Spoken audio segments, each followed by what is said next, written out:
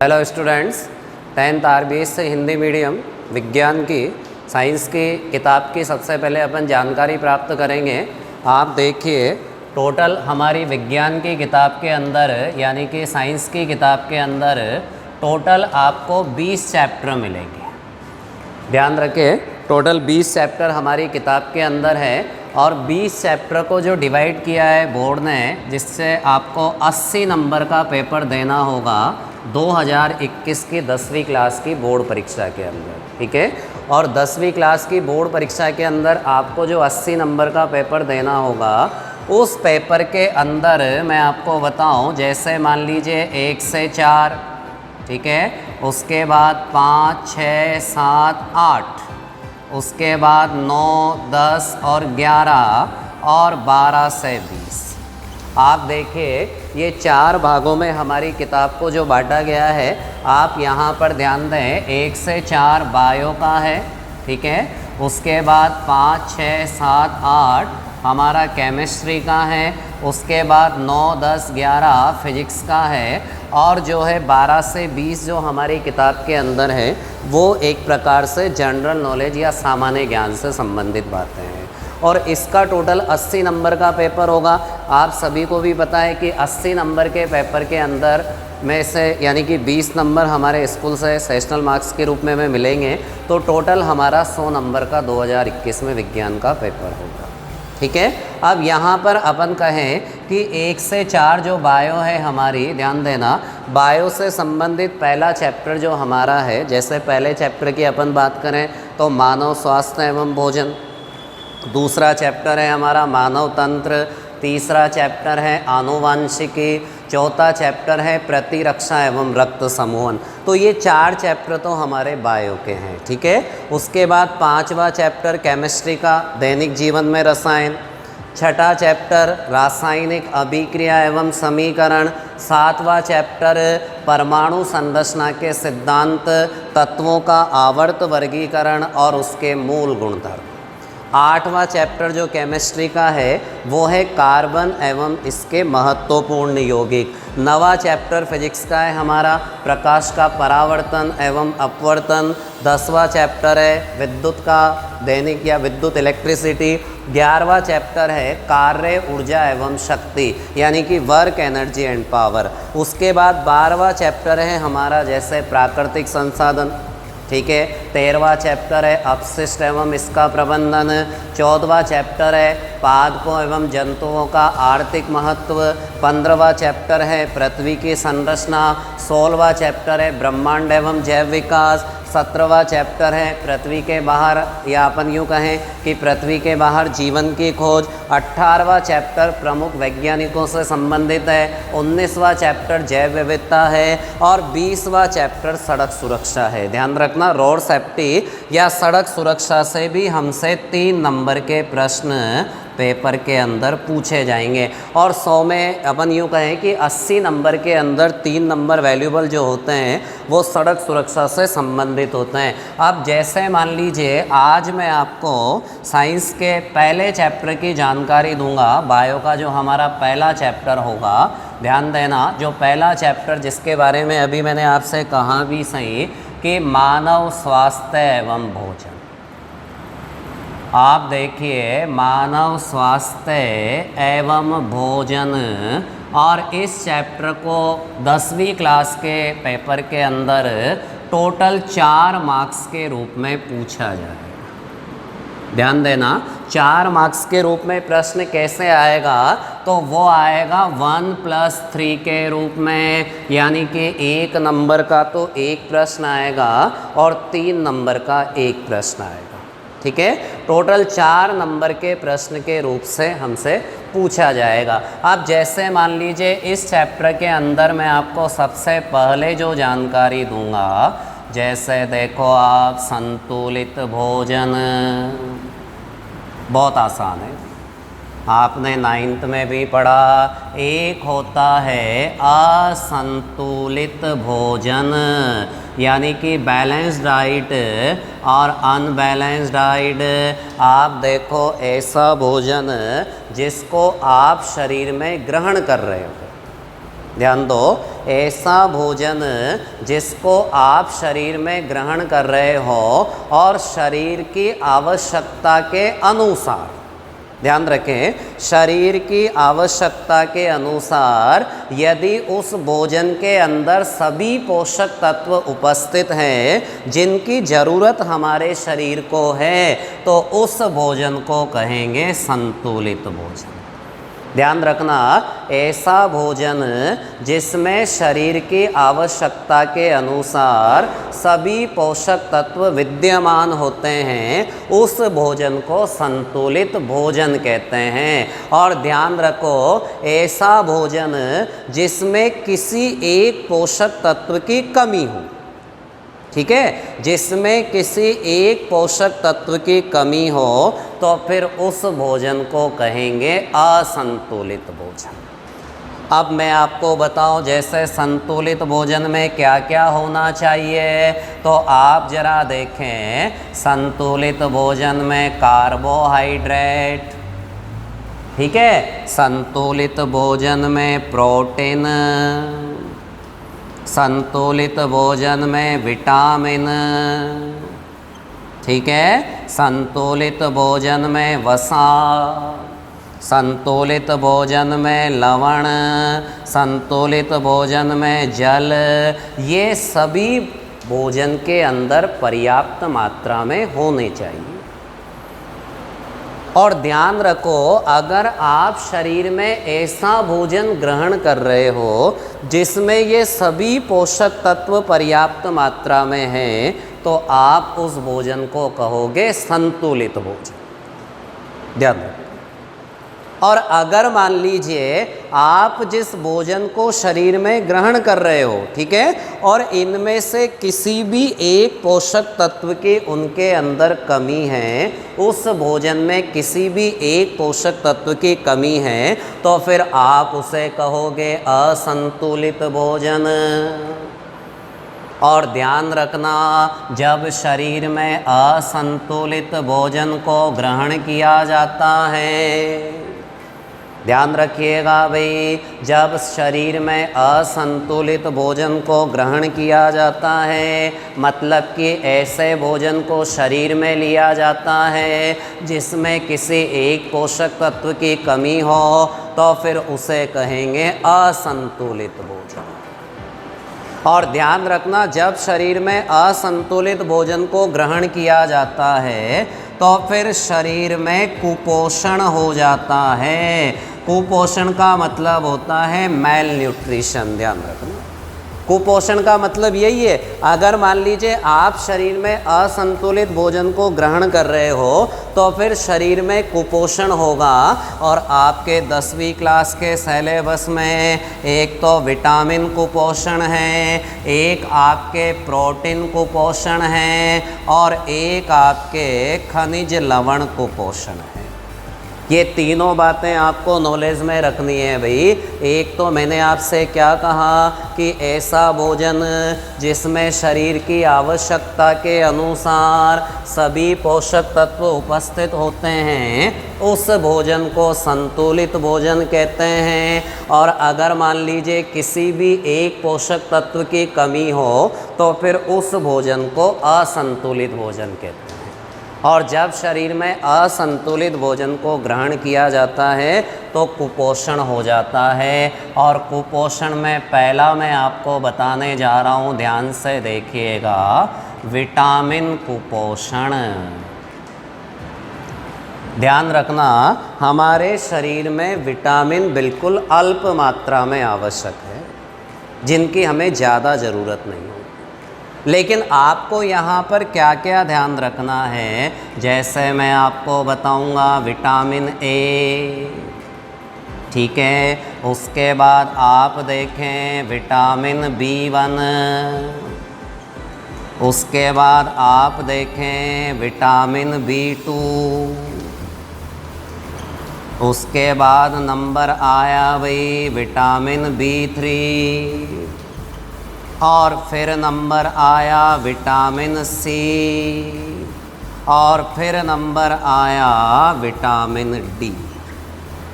ये आपको ध्यान रखना है। पर इसमें से अभी 2020 में 10वीं क्लास के पेपर में प्रश्न भी आया है विटामिन डी से। यहाँ से प्रश्न पूछा है पेपर कि विटामिन डी की कमी से होने वाले रोग का नाम लिखे, तो वहाँ पर बच्चे को लिखना था रिकेट्स। अब आप देखो ना, विटामिन ए की कमी से रोग होता है रतौंधी, ध्यान रखिएगा सभी। जैसे मान लीजिए विटामिन बी1 की कमी से होता है राइबोफ्लेविनोसिस। अपन यहाँ पर यही ध्यान रखेंगे भाई कि जैसे विटामिन सी है तो विटामिन सी की कमी से रोग होता है स्कर्वी, क्योंकि कहीं ना कहीं हमें जैसे विटामिन डी है तो विटामिन डी की कमी से रोग होता है रिकेट्स। कहने का मतलब रिकेट्स एक ऐसी बीमारी है जिसमें हड्डियां और दांत कमज़ोर हो जाते हैं। अपन यहाँ पर कहें जैसे मान लीजिए नियासिन है, उसी प्रकार से विटामिन ए से संबंधित बात है तो विटामिन ए की कमी से रतौंधी। और रतौंधी में क्या होता है कि जो हमारा आँखों का, जैसे जिसको इंग्लिश में नाइट ब्लाइंडनेस कहते हैं, तो रात्रि में या अंधेरे में व्यक्ति को कम दिखाई देने लग जाता है। विटामिन सी के अंदर क्या होता है कि विटामिन सी के अंदर स्कर्वी रोग में क्या होता है कि मसूड़ों से खून आना प्रारंभ हो जाता है। तो कहने का मतलब ये है कि जब शरीर के अंदर विटामिन को पर्याप्त मात्रा में ग्रहण नहीं किया जाता तो उस सिचुएशन में भी रोग पैदा हो जाते हैं। आज राइबोफ्लेविनोसिस है या पेलेग्रा है या और कोई बीमारी से रिलेटेड मैटर है, तो ये सब विटामिन की कमी से होने वाले रोगों से संबंधित है। उसके बाद जैसे मान लीजिए मैं आपसे कहूँ कि ये तो विटामिन से संबंधित जानकारी अपन ने यहाँ पर देखी। अब जैसे प्रोटीन कुपोषण देखें आप,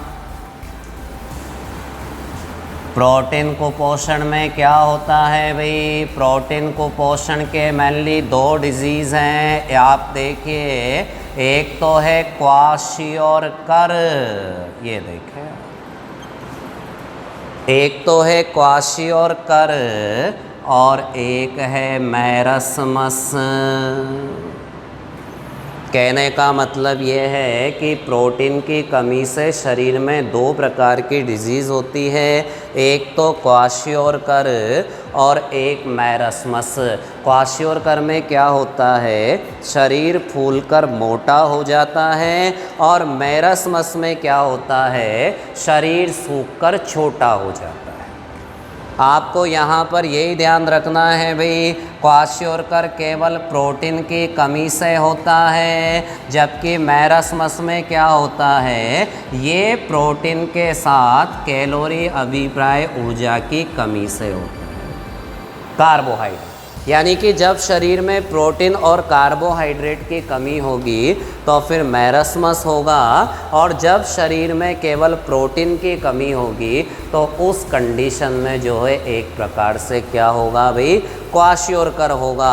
अब प्रोटीन कुपोषण की 2 बीमारियों के नाम अगर पेपर आपसे कहे तो वहाँ पर आपको क्वाशियोरकर और मैरस्मस के बारे में ध्यान रखना है। अब मैं आपको एक बताता हूँ, खनिज लवण कुपोषण देखें,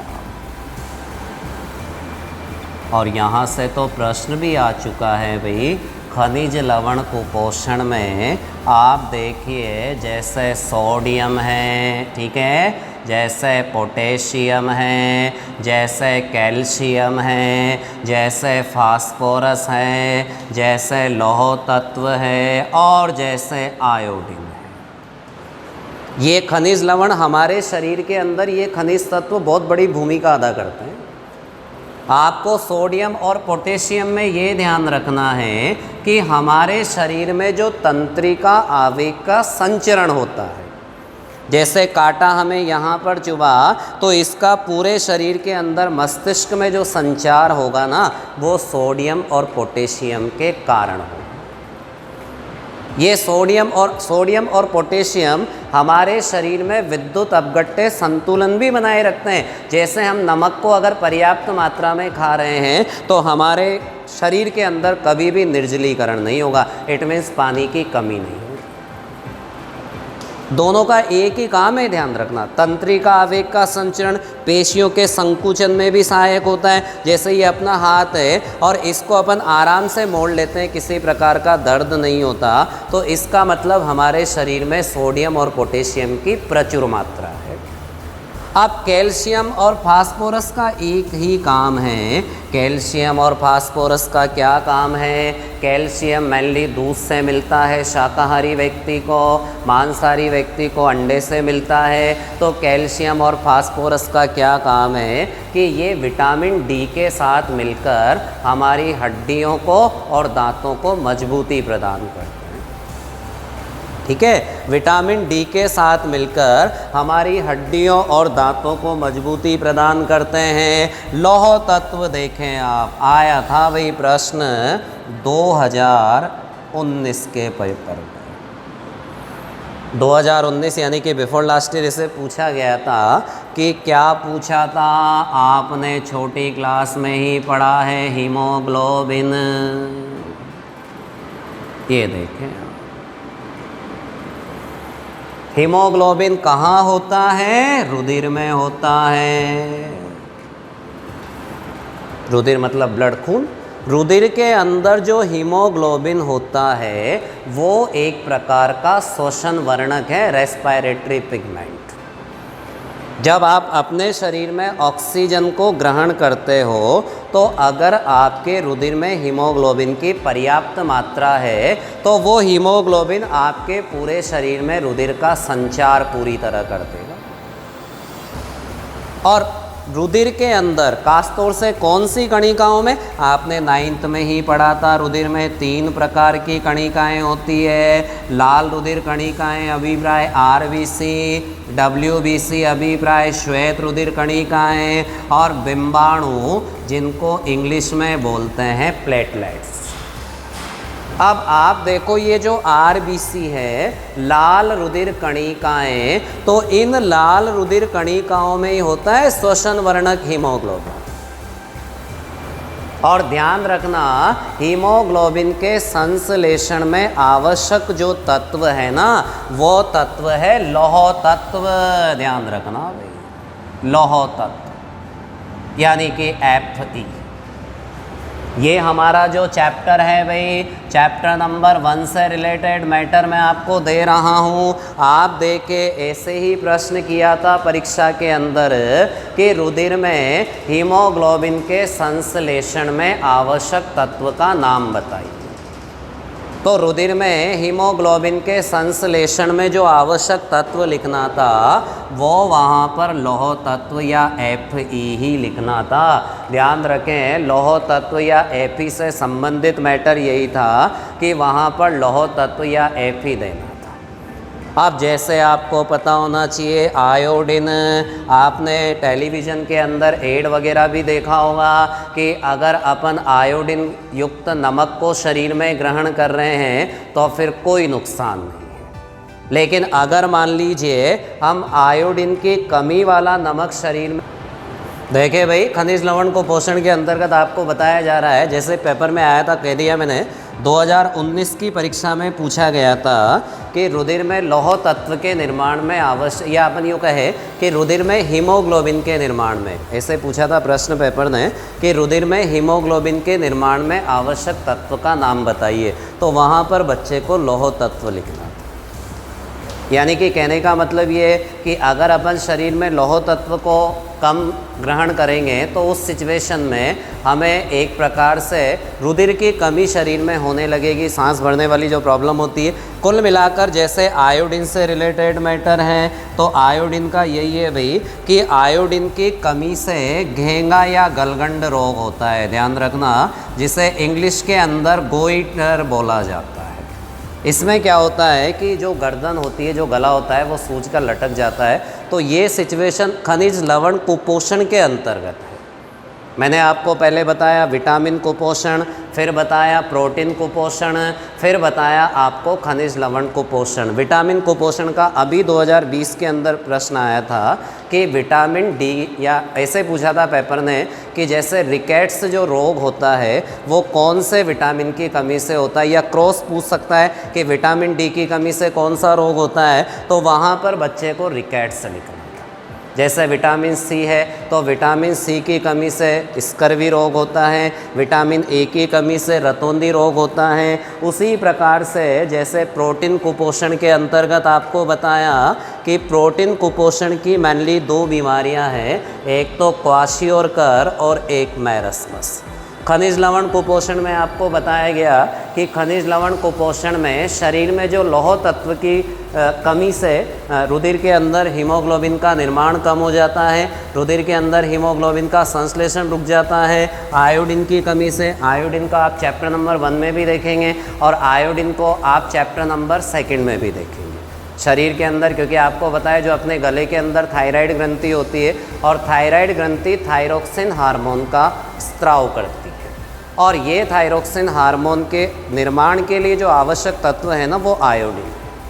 और ध्यान रखना आयोडीन को हम मुख्यतः शरीर में नमक के द्वारा ग्रहण करते हैं, और नमक, अगर अपन आयोडीन युक्त नमक को शरीर में ग्रहण करेंगे तो उस नमक की वजह से कभी पूरी तरह शरीर में थायरोक्सिन हार्मोन का निर्माण होगा और गलगंड या घेंगा रोग होने की बहुत ही रेयर पॉसिबिलिटी होगी। उसके बाद आपको इस चैप्टर के अंदर जल के बारे में बताया गया है, जल अभिप्राय H2O। आप सभी जानते हैं एक कॉमन टॉपिक है भाई, जल एक ऐसा मतलब यूँ कह सकते हैं जो तीनों अवस्थाओं के अंदर उपस्थित होता है। अगर बर्फ़ के रूप में होता है तो ठोस होता है, अगर जल के रूप में होता है तो द्रव होता है, और अगर वाष्प के रूप में होता है तो गैस होता है। अब आपको यहाँ पर जो बात ध्यान रखनी है वो ध्यान रखनी है, इम्पोर्टेंट जानकारी भाई, पीने योग्य जल के गुणधर्म ध्यान रखना। जिस पानी को आप पीते हो, इम्पोर्टेंट जानकारी है, उस पानी के कैरेक्टरिस्टिक्स क्या होने चाहिए। आपको ये ध्यान रखना है आँखों से दिखने वाला कोई कण उस पानी में उपस्थित नहीं होना चाहिए। अगर मान लीजिए आप किसी ऐसे पानी को पी रहे हो जिसके अंदर आपको आंखों से कोई पार्टिकल दिखाई दे रहा है, कोई कण दिखाई दे रहा है, तो इसका मतलब आप अशुद्ध पानी पी रहे हो। वनस्पति का कोई टुकड़ा नहीं होना चाहिए, कोई पौधा वगैरह या कोई और सब्सटेंसेस उसके अंदर नहीं होना चाहिए। उसकी पीएच पूरी तरह 7 होनी चाहिए। ध्यान रखना पीएच क्या होती है केमिस्ट्री के अंदर पढ़ेंगे अपन 5वें पार्ट में। फिलहाल आपको यही ध्यान रखना है कि शुद्ध जल की पीएच का मान 7 होता है। अगर मान लीजिए वो पानी 7 से कम होगा तो फिर वो अम्लीय होगा उसकी पीएच का मान, और अगर मान लीजिए उसकी पीएच का मान 7 से अधिक होगा तो फिर वो क्षारीय होगा। तो इसका मतलब जिस जल को आप पी रहे हो वो जल आपका एक प्रकार से उसका पीएच कंप्लीटली 7 होनी चाहिए। तो पीने योग्य जल के गुणधर्म में आपको यही ध्यान रखना है, आँखों से दिखने वाला कोई कण नहीं होना चाहिए, कोई वनस्पति का टुकड़ा उसके अंदर नहीं होना चाहिए, उसका पीएच 7 होना चाहिए, और ध्यान रखना उसके अंदर ऑक्सीजन पर्याप्त मात्रा में घुली होनी चाहिए। ऑक्सीजन पर्याप्त मात्रा में उस पानी के अंदर घुली होनी चाहिए। ध्यान रखना। अब मैं आपको बताऊं जल के कार्य, फंक्शन ऑफ वाटर बिल्कुल आसान है। आपको भी पता है जल को जीवन का सुरभि रस माना गया है, और जल के बिना जीवन की कल्पना करना भी संभव नहीं है। अब हमारे शरीर में जल क्या क्या काम करता है तो ध्यान रखना, जो व्यक्ति पर्याप्त जल पीता है उसको कभी मोटापा आक्रमण नहीं करेगा उसके शरीर पर। पर्याप्त पानी पीने से क्या होगा कि उसके शरीर पर जो अतिरिक्त चर्बी है, मतलब कि वसा है, वो पसीने के रूप में बाहर चली जाएगी। ध्यान रखना, जो व्यक्ति पर्याप्त जल पीता है उसको कभी पथरी की समस्या भी नहीं होती, किडनी स्टोन जिसे अपन बोलते हैं। क्योंकि पर्याप्त जल पीने से उसके शरीर में जितने भी पार्टिकल्स हैं, कण हैं, वो शरीर के बाहर निकल जाते हैं। और ध्यान रखो, एक दिन में 8 से 10 गिलास जल पीने से क्या होगा कि शरीर के अंदर जितने भी हानिकारक जर्म से जीवाणु हैं वो शरीर के बाहर निकल जाएंगे, जिससे शरीर कभी रोग मुक्त नहीं होगा। और हमारे शरीर में जल बहुत सारी उपापचय क्रियाओं को संपन्न करता है, बहुत सारी मेटाबॉलिक रिएक्शन कंप्लीट करता है। अब मैं आपको यहाँ पर एक बात बताता हूँ जिसे पेपर के अंदर पूछा गया था साहब। आप देखिए, बहुत इम्पोर्टेंट जानकारी है, दूषित जल के दुष्प्रभाव। अब दूषित पानी के पीने से शरीर में एक तो विषाणु जनित रोग हो जाते हैं, एक जीवाणु जनित रोग हो जाते हैं। आपने 9th में ही पढ़ा है वायरल इन्फेक्शियस डिजीज़ और बैक्टीरियल इन्फेक्शियस डिजीज़, यानी कि विषाणु से होने वाले रोग विषाणु जनित रोग, जीवाणु से होने वाले रोग जीवाणु जनित रोग। अब आपको यहाँ पर ध्यान रखना है, जैसे मान लीजिए मैं आपसे कहूँ वायरल इन्फेक्शियस डिजीज़ को पेपर के अंदर पूछा था कि विषाणु, आप पेपर ने जो प्रश्न 2018 में किया था, आप लोग ध्यान दें, उसने ऐसे ही पूछा था कि किन्हीं 2 विषाणुओं से होने वाले रोगों के नाम बताइए। उसने ऐसे नहीं पूछा कि जल के पीने से होने वाले विषाणु जनित रोगों के नाम बताइए, उसने तो डायरेक्ट पूछा विषाणु जनित रोगों के नाम बताइए। तो बच्चे ने वहाँ पर एड्स लिख दिया ना, तब भी उसे नंबर दे दिया, चेक कर। क्यों दे दिया? क्योंकि मैं तो आपको यहाँ पर दूषित जल के दुष्प्रभाव बता रहा हूँ, और दूषित जल के पीने से एड्स नहीं होता, ध्यान रखना। आज मान लीजिए दूषित जल को अपन शरीर में ग्रहण कर रहे हैं तो उससे हमें फ्लू कोलेरा होता है, तो वो फ्लू कोलेरा एक प्रकार से दूषित पानी के पीने से होने वाला विषाणु जन्य रोग है। लेकिन पेपर ने ऐसे पूछा कि कोई 2 विषाणु जनित रोगों के नाम बताइए, तो बच्चे ने वहाँ पर एड्स लिख दिया, बच्चे ने वहाँ पर डेंगू लिख दिया, सामने वाले ने उसे नंबर दे दिए। क्यों दे दिए? क्योंकि पानी की डिजीज़ नहीं पूछी थी उसने। और यहाँ पर जीवाणु जनित रोग में आप लोग देखो, जैसे जीवाणु जनित रोग टीबी भी आपने 9th में पढ़ा है, लेकिन पानी से होने वाले जीवाणु जनित रोगों में जैसे हैजा है, टाइफाइड है, ये आपको ध्यान रखना है। पानी अगर अपन दूषित पिएंगे तो उससे हमारे शरीर के अंदर हैजा हो सकता है, टाइफाइड हो सकता है। अब यहाँ पर एक महत्वपूर्ण जानकारी जिसका पेपर 2019 के अंदर प्रश्न आया था, आप देखिए क्या पूछा था। मैं आपको वर्ष 2000 के पहले ले चलता हूँ, ध्यान रखना। वर्ष 2000 के पहले हमारे राजस्थान के अंदर दूषित पानी के पीने से होने वाली एक गंभीर समस्या थी। जैसे अभी वर्तमान में पोलियो उन्मूलन के द्वारा पोलियो को कम्प्लीटली ख़त्म कर दिया गया है कि तो उस समय नारू उन्मूलन कार्यक्रम चलाया गया था सरकार के द्वारा। और वो समस्या जो मैं बोल रहा हूँ ना भाई, उस समस्या का नाम नारू रोग ही है, ध्यान रखना, नारू रोग या बाला रोग।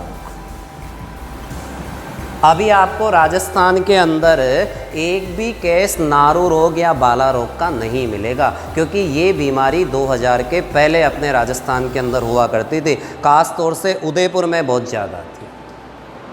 अब नारू उन्मूलन कार्यक्रम सरकार ने 2000 में चलाया था। अब इसके रोग जनक का नाम पेपर ने पूछा था बिफोर लास्ट ईयर 2019 के पेपर के अंदर। अब रोग जनक शब्द से तो आप भली भांति वाकिफ़ हो, आपने 9th क्लास में बहुत सारे रोग जनक पढ़े हैं। जैसे आज टीबी का रोग जनक है माइकोबैक्टीरियम ट्यूबरक्लोसिस, एड्स का रोग जनक है HIV। तो वैसे ही नारू रोग का रोग जनक मैं आपको बताता हूँ। नारू रोग का रोग जनक क्या है? देखो, इम्पोर्टेंट जानकारी है, आपसे भी 2021 की परीक्षा में पूछा जा सकता है। ड्रैकोनकुलस मेडिनेंसिस, ध्यान रखना, ये है नारू रोग का रोग जनक। इसे पूछा था 2019 की 10वीं क्लास की परीक्षा ने 1 नंबर का कि नारू रोग के रोग जनक का नाम बताइए। तो नारू रोग का रोग जनक बताना था ड्रैकोनकुलस मेडिनेंसिस, जिसे अपन गिनी कृमि या बालाकृमि भी कहते हैं। अब एक बार आप देखें इसे, ड्रैकोनकुलस मेडिनेंसिस, फिर देखते हैं अपन आगे। हाँ। ये देखो ड्रैकोनकुलस मेडिनेंसिस से रिलेटेड जानकारी आपको दी। ड्रैकोनकुलस मेडिनेंसिस नारू रोग का रोगजनक है, ठीक है। नारू रोग के रोगजनक से संबंधित जानकारी आपको यही ध्यान रखनी है। अगर पेपर पूछे कि नारू रोग का रोगजनक बताइए तो वहाँ पर आपको ड्रैकोनकुलस मेडिनेंसिस देना है, ठीक है।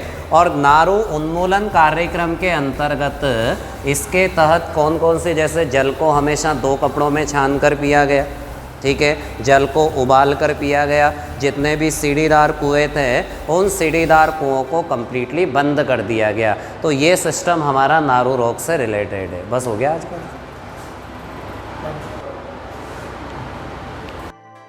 चैप्टर नंबर 1 के अंदर अपन अब आगे चलते हैं। ये देखें मोटापा, मोटापे के बारे में अपन देखें इसमें कि मोटापे का मतलब क्या होता है भाई, कि शरीर पर इतनी अधिक वसा एकत्रित हो जाती है कि वह शरीर को नुकसान पहुंचाने लगती है। आप देखो इस सिचुएशन को अपन मोटापा कह सकते हैं। ध्यान रखो, इस स्थिति को अपन मोटापा कहेंगे कि शरीर का आकार इस प्रकार का जब हो जाता है तो उसको कहा जाता है मोटापा। और ध्यान रखना, मोटापे का मतलब यही है कि मान लीजिए शरीर पर अगर वसा भी एकत्रित हो रही है और वो शरीर को कोई नुकसान नहीं पहुंचा रही, तो आप उस कंडीशन को मोटापा नहीं कह सकते, ठीक है। आप मोटापा कब कहोगे, जब शरीर पर इतनी अधिक वसा एकत्रित हो जाए कि वह शरीर को नुकसान पहुंचाने लगे, तो उस स्थिति को मोटापे का नाम दिया जाता है।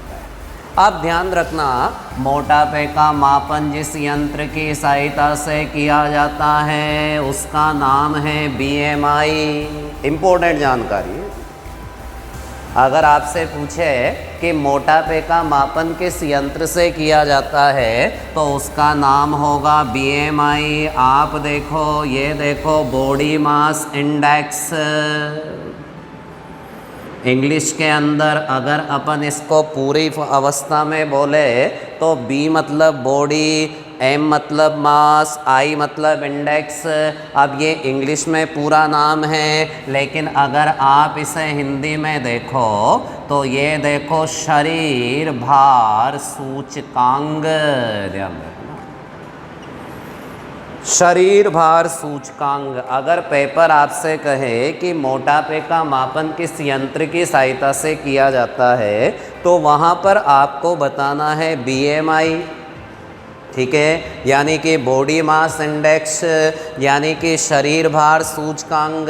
अब मैं आपको एक जानकारी और दे देता हूँ कि किस सिचुएशन में मोटापे के बारे में माना जाता है। जैसे मान लीजिए 25 किलोग्राम पर मीटर स्क्वायर। ध्यान रखना, 25 किलोग्राम पर मीटर स्क्वायर की स्थिति मोटापे की स्थिति नहीं है। अगर मान लीजिए किसी व्यक्ति का वजन 50 किलोग्राम हो और उस व्यक्ति की लंबाई 2 मीटर हो तो फिर उसमें मोटापा नहीं है। अब मोटापे की स्थिति ध्यान दें, 30 किलोग्राम पर मीटर स्क्वायर के ऊपर की स्थिति है मोटापे की स्थिति। मान लीजिए किसी व्यक्ति की लंबाई 2 मीटर हो, ठीक है, और उसका वजन जो है 65 किलो हो। समझो, किसी व्यक्ति की लंबाई 2 मीटर हो और उसका वजन 65 किलोग्राम हो तो फिर उस कंडीशन को कहा जाता है मोटापा। ध्यान रखना। और मैं आपको बताऊं मोटापे के कारण, किन किन कारणों से मोटापा होता है। तो देखो, जब ऊर्जा के उपभोग और ऊर्जा के उपयोग दोनों में अंतर आ जाता है। मान लीजिए कोई व्यक्ति बहुत सारा भोजन ग्रहण करता है लेकिन उस भोजन के निमित्त वो अपना काम नहीं करता है, तो क्या होगा, उसके शरीर में अतिरिक्त एनर्जी संग्रहित होती जाएगी जिससे वो मोटा हो जाएगा। ध्यान रखो, अत्यधिक जंक फूड खाने से भी मोटापा होता है। जंक फूड का मतलब क्या होता है? जंक फूड का मतलब जैसे चाउमीन है, पिज्ज़ा है, बर्गर है। जो व्यक्ति अत्यधिक जंक फूड को अपने शरीर में ग्रहण करते हैं उनके भी मोटा होने की पूरी संभावना रहती है। उसी प्रकार से मान लीजिए कम व्यायाम, अपन बिल्कुल भी एक्सरसाइज नहीं कर रहे हैं, स्थिर जीवन यापन, हमने अपना जीवन पूरी तरह स्थिर कर लिया है, तो उस कंडीशन में भी मोटापा होने की पूरी संभावना रहती है। ध्यान रखो, मोटापे का मतलब यही है कि मोटापा, जैसे बताया मैंने, ऊर्जा के उपभोग और ऊर्जा के उपयोग में अंतर आ जाने से, स्थिर जीवन यापन से, कम व्यायाम करने से, उसी प्रकार से अत्यधिक जंक फूड को शरीर में ग्रहण करने से, तो ये सारी कंडीशन मोटापे की है। अब मैं आपको नेक्स्ट टॉपिक चैप्टर नंबर 1 का दिखा रहा हूँ। देखिए, रक्तचाप, जिसको रक्त दाब भी कहा जाता है और इंग्लिश में बोलते हैं इसे ब्लड प्रेशर। ध्यान देना, ब्लड प्रेशर, जिसको अपन कोड वर्ड में बीपी भी बोलते हैं। बहुत इंपॉर्टेंट जानकारी है भाई। हमारे शरीर में जिस दाब से रुधिर वाहिनियों में बहता है उस दाब को बोलते हैं रक्तचाप। और पेपर 2018 में आ गया था कि रक्तचाप मापने वाले यंत्र का नाम, तो आपको ध्यान रखना है रक्तचाप मापी। रक्तचाप मापने वाले यंत्र का नाम रक्तचाप मापी, और रक्तचाप मापी को अंग्रेजी में बोलते हैं स्पाइगोमोमैनोमीटर। देखिए सभी, स्पाइगोमोमैनोमीटर। और ध्यान रखो, एक व्यक्ति का सामान्य रक्तदाब होता है 120 मिमी से 80 मिमी। ध्यान रखना, 120 मिमी से 80 मिमी, ये हमारा ब्लड प्रेशर होता है नॉर्मल। 120 मिमी से 80 मिमी। मेन बातें ध्यान रखेंगे अपन। रक्तचाप मापने वाले यंत्र का नाम रक्तचाप मापी। आप हिंदी में ध्यान रख सकते हैं रक्तचाप मापी, इंग्लिश में अपन उसको बोलते हैं स्पाइगोमोमैनोमीटर। एक व्यक्ति का सामान्य रक्तचाप, आपकी किताब में पीछे प्रश्न भी है, एक व्यक्ति का सामान्य रक्तचाप होता है 120 मिमी से 80 मिमी।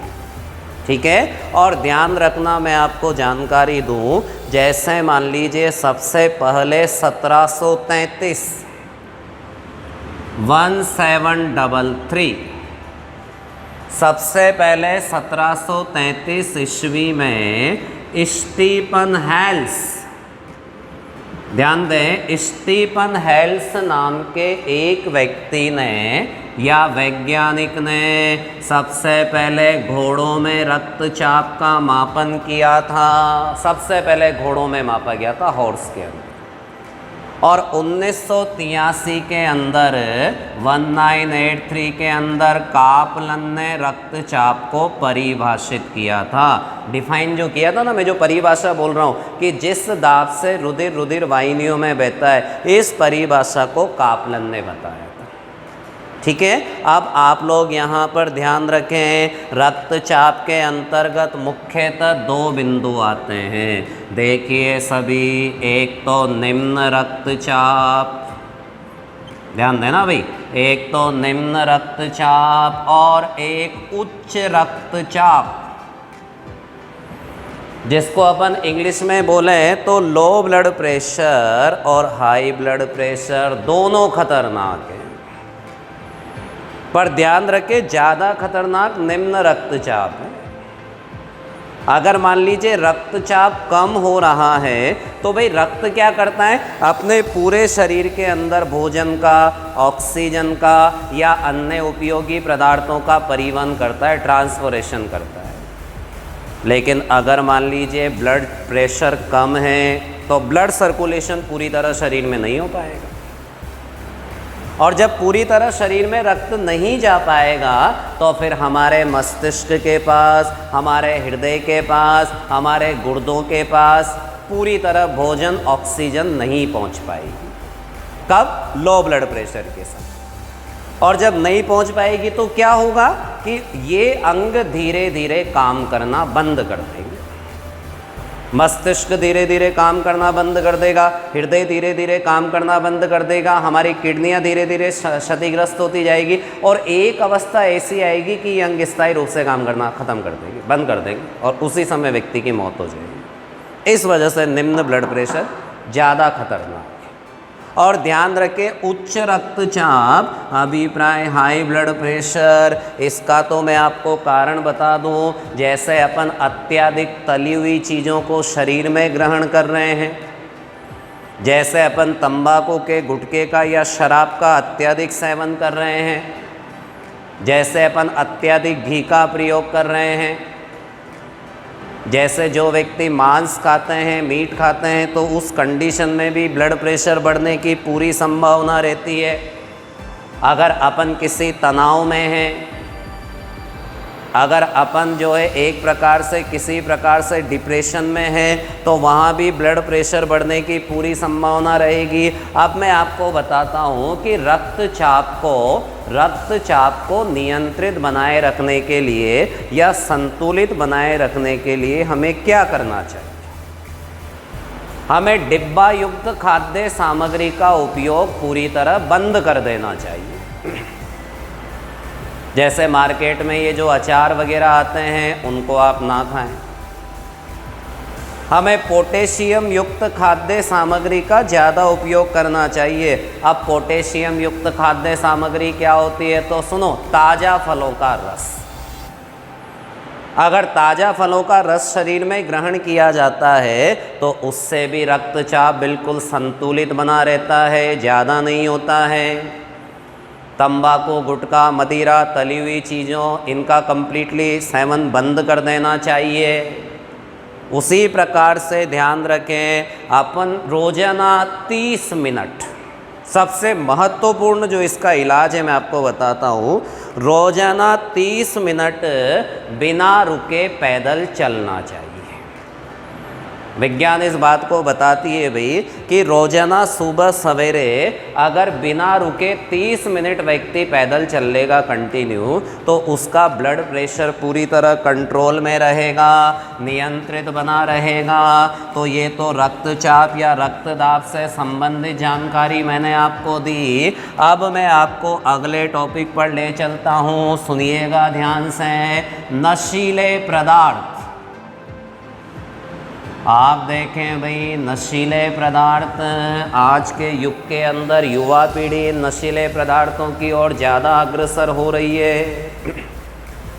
और हमारी किताब के अंदर पहले चैप्टर में मेनली 4 नशीले पदार्थों को बताया गया है। आप देखिए, पहला है गुटखा, दूसरा है तंबाकू, ठीक है, उसके बाद तीसरा है मदिरा, जिसको बोला जाता है शराब, ठीक है, और चौथा है अफीम। आप लोग देखें,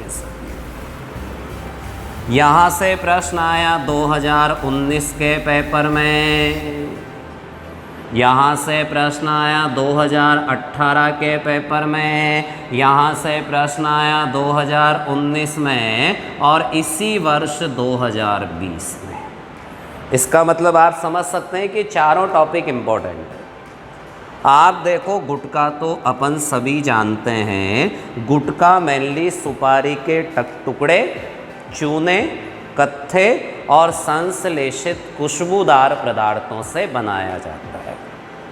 और गुटखे में तो केवल आपको एक महत्वपूर्ण जानकारी ध्यान रखनी है, क्या कि जो व्यक्ति गुटखे का अत्यधिक सेवन करते हैं, ध्यान देना, जो व्यक्ति गुटखे का अत्यधिक सेवन करते हैं उन्हें सब म्यूकस फाइब्रोसिस रोग हो जाता है।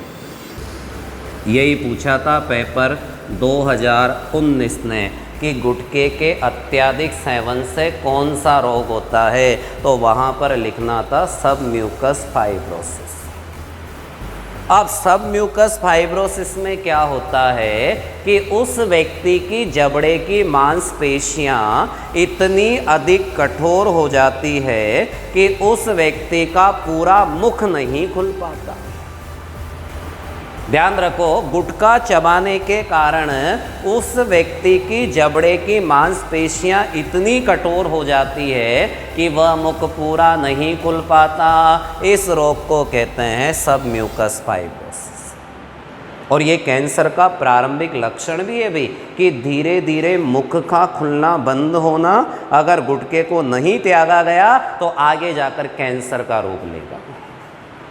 उसके बाद मैं आपको तंबाकू के बारे में बताता हूँ। बहुत आसान है भाई, तंबाकू आप सभी जानते हैं। जैसे देखें आप, तंबाकू प्राप्त किया जाता है वो सोलेनेसी कुल, समझिएगा, सोलेनेसी कुल के, ठीक है, निकोटियना, लिख रहा हूँ बोर्ड पर मैं, सोलेनेसी कुल के निकोटियना टोबेकम नामक पौधे की पत्तियों से प्राप्त किया जाता है। ध्यान रखना, सोलेनेसी कुल के निकोटियना टोबेकम नामक पौधे की पत्तियों से तंबाकू को बनाया जाता है। और 2018 के पेपर ने क्या पूछा था कि तंबाकू में उपस्थित एल्केलॉइड का नाम बताइए। एल्केलॉइड का मतलब होता है हानिकारक पदार्थ। तो ध्यान रखो, तंबाकू में उपस्थित जो एल्केलॉइड होता है उसका नाम है निकोटिन। इंपॉर्टेंट जानकारी, ध्यान रखना। अगर पूछे पेपर की तंबाकू में उपस्थित एल्केलॉइड का नाम बताइए तो आपको वहाँ पर बताना है निकोटिन। क्या बताना है भाई? निकोटिन। अब एक महत्वपूर्ण जानकारी, तंबाकू की हानियाँ। आप देखो तंबाकू की हानियाँ क्या है कि जो व्यक्ति तंबाकू का सेवन करते हैं उनको मुख, गले, जीभ और फेफड़ों का कैंसर होने की पूरी संभावना रहती है, क्योंकि ये सभी निरंतर तंबाकू के संपर्क में रहते हैं।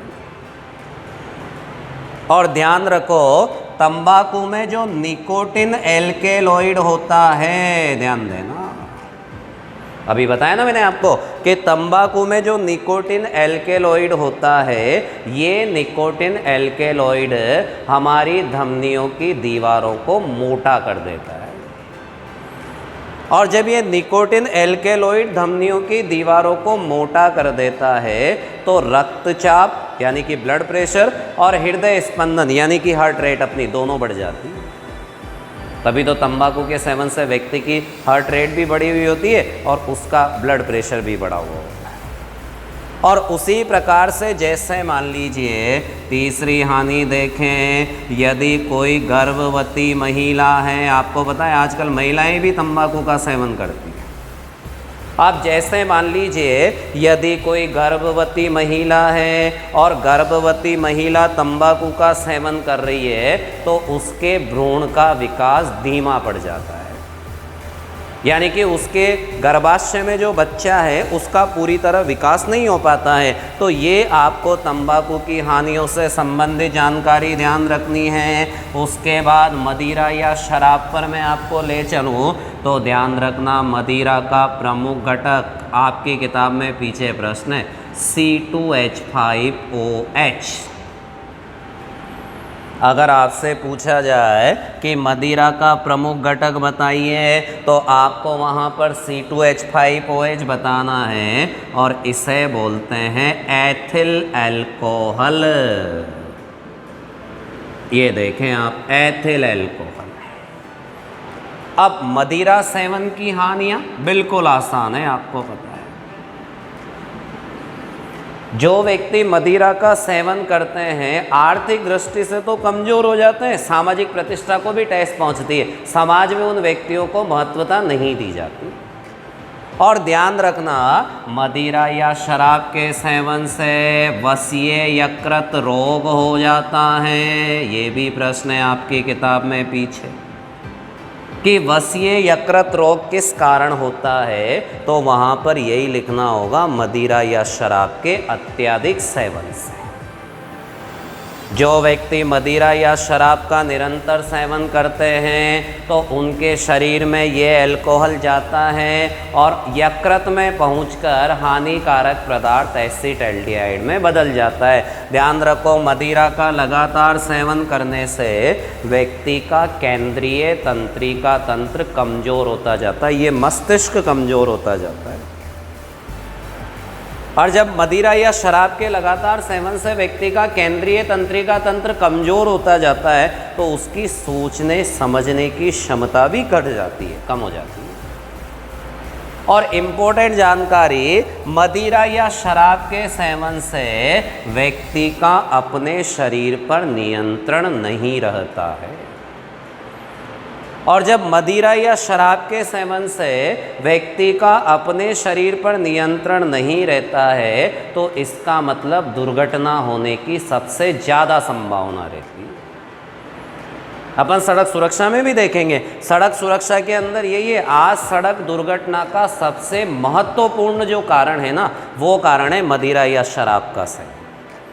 जो व्यक्ति मदिरा या शराब का सेवन करके अपने वाहनों को चलाते हैं उनकी दुर्घटना होने की ज़्यादा संभावना रहती है। अब मैं आपको नशीला पदार्थ बताता हूँ, अफ़ीम। आप लोग ध्यान दें अफ़ीम के बारे में। अफ़ीम के पौधे का नाम सुनिएगा आप, पेपेवर सोमनीफेरम। इसको अपन पहले पाठ में भी पढ़ रहे हैं और इसको मैं आपको 14वें पाठ में भी पढ़ाऊँगा। आप देखें, अफ़ीम के पौधे का नाम है पेपेवर सोमनीफेरम। अपने राजस्थान के अंदर अफ़ीम की खेती बहुत होती है। आप देखें, अफ़ीम का इस प्रकार का फल होता है, ध्यान दो, अफ़ीम का डोडा जिसे कहते हैं।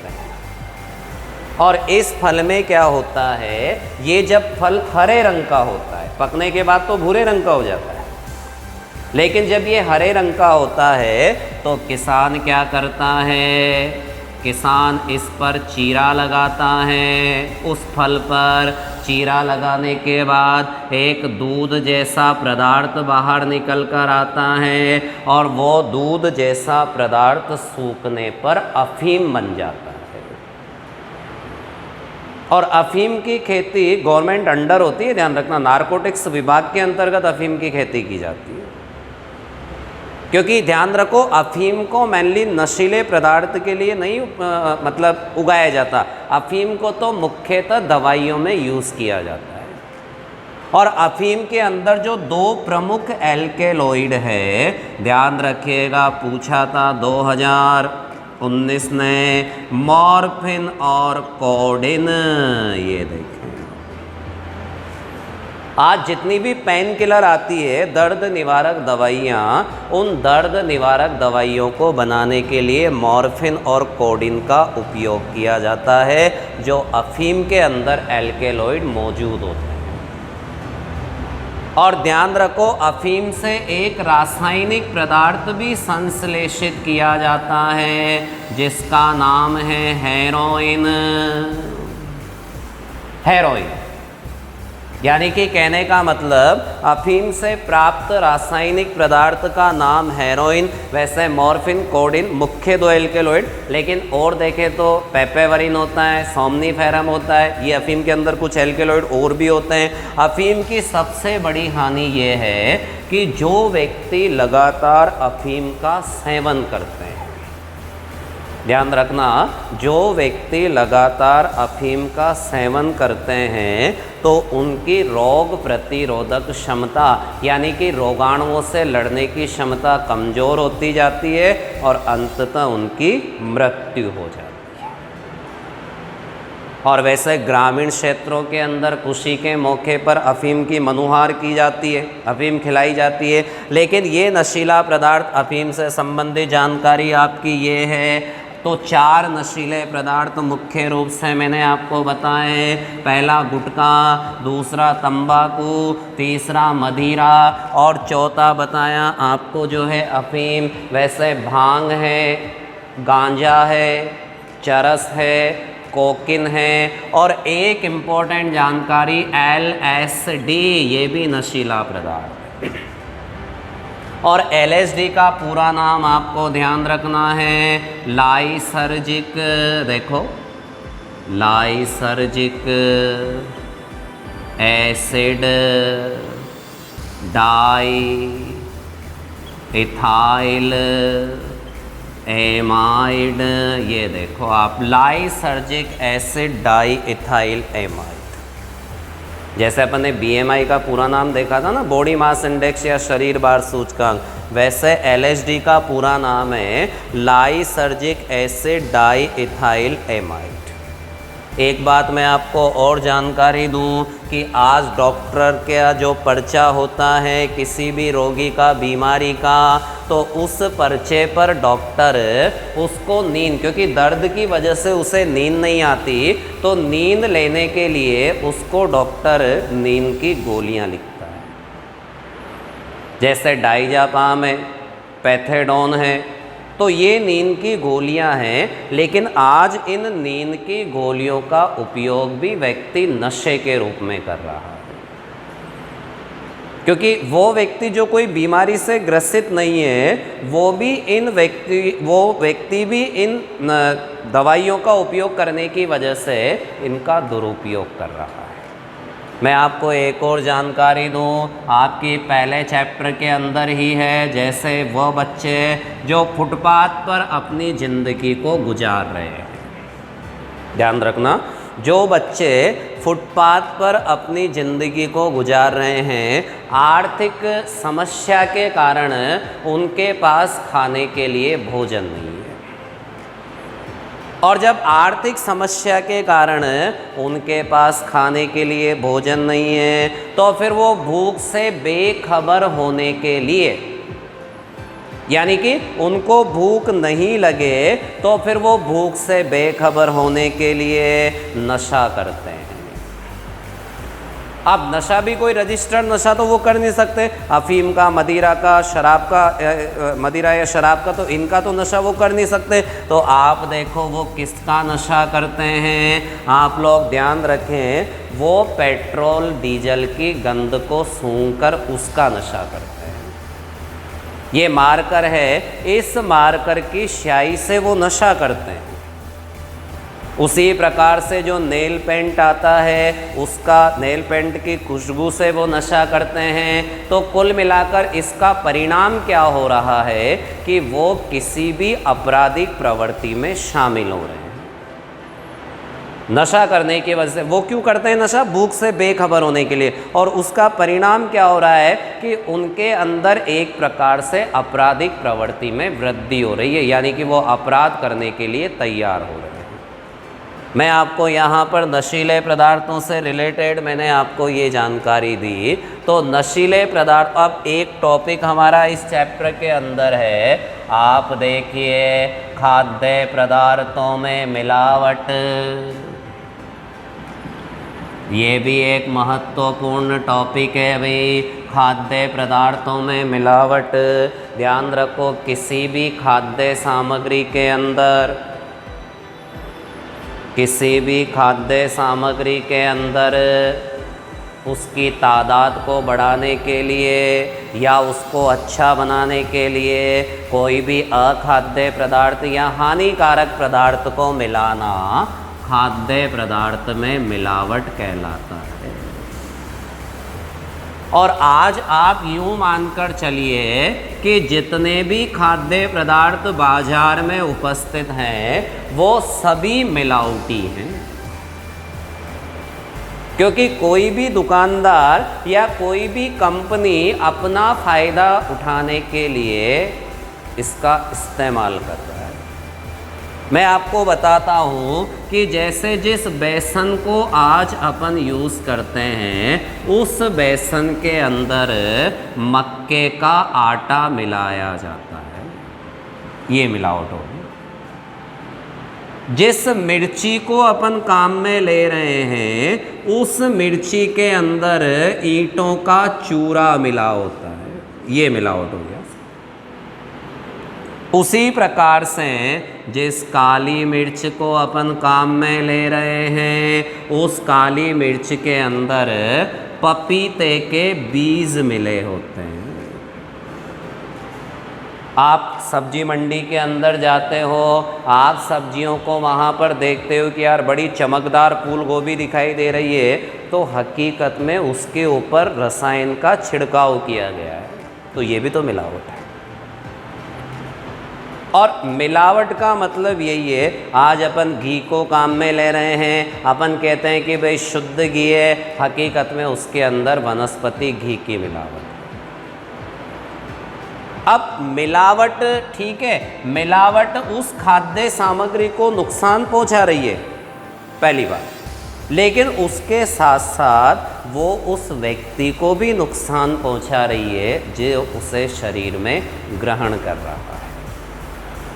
आज मान लीजिए मिर्ची के साथ अगर अपन ईंटों का चूरा शरीर में ग्रहण करेंगे तो निश्चित रूप से हमारे पाचन तंत्र पर इसका बुरा प्रभाव पड़ेगा। आज कैंसर का सबसे ज़्यादा प्रमुख जो कारण है, कैंसर का सबसे प्रमुख कारण खाद्य पदार्थों में मिलावट है। आज पूरे विश्व के अंदर पेट के कैंसर इतने ज़्यादा बढ़ रहे हैं, तो उसका सबसे प्रमुख कारण खाद्य पदार्थों में मिलावटी है, क्योंकि आज हर व्यक्ति मिलावटी वस्तु को अपने शरीर में ग्रहण कर रहा है। अब सरकार ने क्या किया, भारत सरकार ने खाद्य पदार्थों में मिलावट को रोकने के लिए 1954 में भारत सरकार ने खाद्य पदार्थों में मिलावट को रोकने के लिए 1954 में PFA अधिनियम बनाया था। ध्यान रखें, PFA का मतलब प्रिवेंशन ऑफ फूड एडल्ट्रेशन।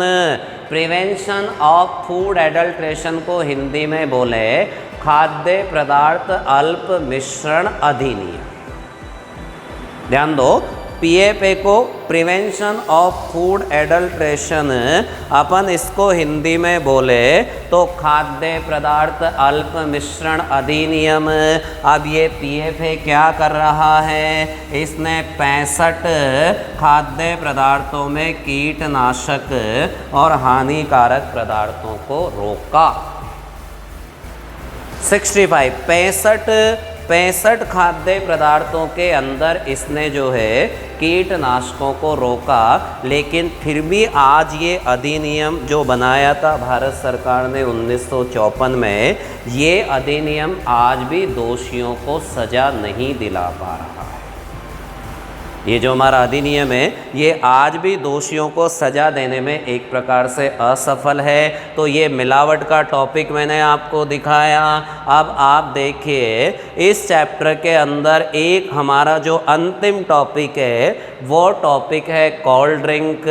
आप देखें, कोल्ड ड्रिंक से रिलेटेड जानकारी आप सभी जानते हैं, बड़े शौक से अपन कोल्ड ड्रिंक या शीतल पेय पदार्थ को शरीर में ग्रहण करते हैं।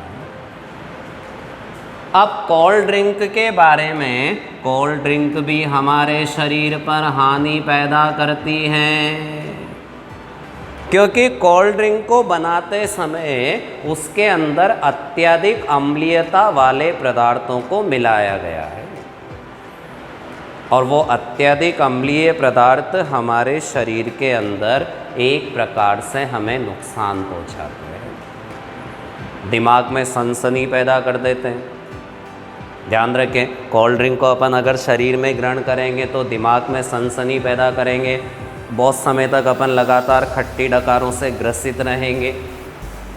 उसी प्रकार से कोल्ड ड्रिंक को बनाते समय हमारे मस्तिष्क को भी नुकसान पहुंचाती है, हमारे गुर्दों को भी नुकसान पहुंचाती है। कुल मिलाकर कोल्ड ड्रिंक की हानियों से रिलेटेड आम तौर पर ध्यान रखना, आम तौर पर कोल्ड ड्रिंक को मीठा जहर कहा जाता है, जिसे अपन यूँ कह सकते हैं भाई स्वीट पॉइजन। ध्यान रखिएगा, मीठा जहर। आपकी किताब में पीछे प्रश्न है कि आम तौर पर मीठा जहर किसे कहा जाता है, तो आपको वहाँ पर आम तौर पर मीठा जहर का नाम कोल्ड ड्रिंक ही बताना है।